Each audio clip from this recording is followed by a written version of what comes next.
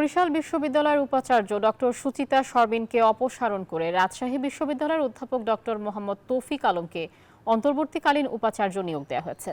একই সাথে pro VC doctor Golam Rabbani ও treasurer doctor Mohammad Mamunur রশিদকেও দায়িত্ব থেকে অব্যাহতি দেওয়া হয়েছে। রাষ্ট্রপতির আদেশক্রমে গত রাতে এ বিষয়ে আলাদা 4টি প্রজ্ঞাপন জারি করেছে শিক্ষা মন্ত্রণালয়। অব্যাহতি পাওয়াদের নিজ নিজ বিভাগে নিজেদের পদে যোগদান করতে বলা হয়েছে। শিক্ষার্থীদের আন্দোলনের মুখে এই সিদ্ধান্ত জানালো শিক্ষা মন্ত্রণালয়।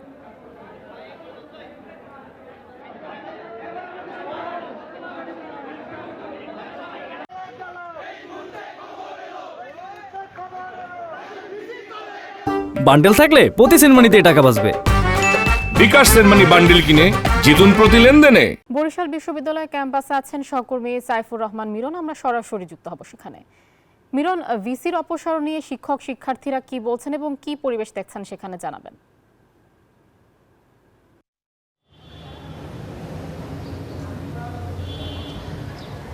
ধন্যবাদ আপনাকে। আপনি জানেন যে বরিশাল বিশ্ববিদ্যালয়ের একটানা 30 দিন অর্থাৎ 1 মাস যে আন্দোলন, সেই আন্দোলন শেষ হয়েছে গতকাল রাতে। বরিশাল বিশ্ববিদ্যালয়ের যে উপাচার্য সুচিতা সরবিনকে কিন্তু অপসারণ করা হয়েছে এবং তার পরিবর্তে এখানে নতুন একজন উপাচার্য দিয়েছেন অন্তর্বর্তীকালীন সময় পরিচালনা করবার জন্য। একই সঙ্গে বরিশাল বিশ্ববিদ্যালয়ের যে উপ উপাচার্য এবং ট্রেজারার তাদেরও কিন্তু অব্যাহতি দেওয়া হয়েছে।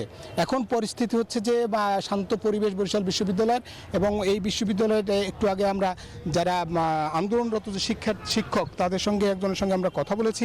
তিনি যেমনটা বলেছেন যে জীববিজ্ঞান অনুষদের ডিন, তিনি বলেছেন যে একটি যৌক্তিক আন্দোলন এতদিন কেন করতে হলো সেটাই বুঝতে পারছেন না, এবং যার ফলে শিক্ষার্থীদের যে সমস্যা হয়েছে, বিশেষ করে পাঠদান বা অন্যান্য যে একাডেমিক কার্যক্রমে যে সমস্যা হয়েছে সেগুলো পুষিয়ে নেওয়ার জন্য তারা যেটা বলেছেন, শিক্ষার্থীদের আন্দোলন করা মূল কাজ নয়, শিক্ষার্থীদের হচ্ছে পাঠদান বা ক্লাস শ্রেণীকক্ষে থাকবে।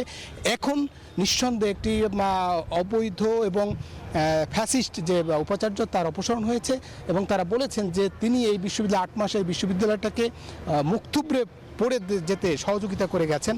আশা করা যাচ্ছে যে নতুন যে উপাচার্য আসছেন তার জন্য যদিও চ্যালেঞ্জ হবে, সেই চ্যালেঞ্জ মোকাবেলায় শিক্ষক শিক্ষার্থী সবাই মিলে এই বিশ্ববিদ্যালয়টিকে উন্নত অর্থাৎ গবেষণাধর্মী কাজের সঙ্গে যুক্ত করে শিক্ষার্থীদের মেধা মননে বিকশিত করবার জন্য তারা কাজ করবেন, এমনটাই বলেছেন শিক্ষকরা। যদিও আন্দোলনরত শিক্ষার্থীদের এখনও বিশ্ববিদ্যালয়ে আমরা পাইনি, নিঃসন্দেহে তাদেরও একই অনুভূতি। তারা গতকাল রাতে এখানে যে আনন্দ মিছিল করেছেন, উল্লাস করেছেন, এবং তারা বলেছেন যে আমরণ অনশনের পর তারা দক্ষিণাঞ্চল ব্লকেট করে শেষ পর্যন্ত তাদের দাবি আদায় করেছেন, এবং তারা বলেছেন যে এই বিশ্ববিদ্যালয় অবশ্যই শিক্ষা বান্ধব এবং শিক্ষক বান্ধব উপাচার্য হবে, শিক্ষার্থী বান্ধব সেরকম একজন উপাচার্য আসবেন, যিনি এখন এই উপাচার্য হিসেবে যাকে অন্তর্বর্তীকালীন সময়ের জন্য নিয়োগ দেওয়া হয়েছে, নিঃসন্দেহে তিনি শিক্ষার্থীদের বিষয়টি বুঝবেন, এবং সেই আলোকেই বরিশাল বিশ্ববিদ্যালয়ের অবকাঠামোগত উন্নয়ন, পাঠদানে যে শ্রেণীকক্ষের সমস্যা সেগুলো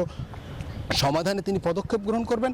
একই সঙ্গে শিক্ষক শিক্ষার্থী এবং কর্মকর্তা কর্মচারীদের সঙ্গে একযোগে বিশ্ববিদ্যালয়ের উন্নত করার কাজ তিনি করবেন, এমনটাই বলছেন আন্দোলনরত শিক্ষার্থীরা এবং শিক্ষকরা। শিক্ষকদের সবচেয়ে বড় কথা হচ্ছে শিক্ষার্থীরা থাকবে ক্লাসরুমে, শ্রেণীকক্ষে। সেই পরিবেশ যেহেতু সৃষ্টি করে দিয়েছে বর্তমান সরকার, তারা সেই জন্য স্বস্তি প্রকাশ করেছেন, এবং তারা বিশ্বাস করেন যে এই বিশ্ববিদ্যালয়টি অনুকরণীয় হবে আগামী দিনে, এবং শিক্ষক শিক্ষার্থীদের মিলন মেলায় পরিণত হবে, এবং সব শিক্ষার্থীরা ক্লাসে যাবে, এমনটাই বলছেন শিক্ষকরা। আশা করা যাচ্ছে যে বরিশাল বিশ্ববিদ্যালয় সেই 30 দিনের আন্দোলন শেষে নিঃসন্দেহে প্রাণচঞ্চল ফিরে পাবে, এমনটাই প্রত্যাশা সকলের। এই ছিল বরিশাল বিশ্ববিদ্যালয় থেকে আমার কাছে সবশেষ তথ্য। ফিরছি স্টুডিওতে। মিরন, আপনাকে ধন্যবাদ।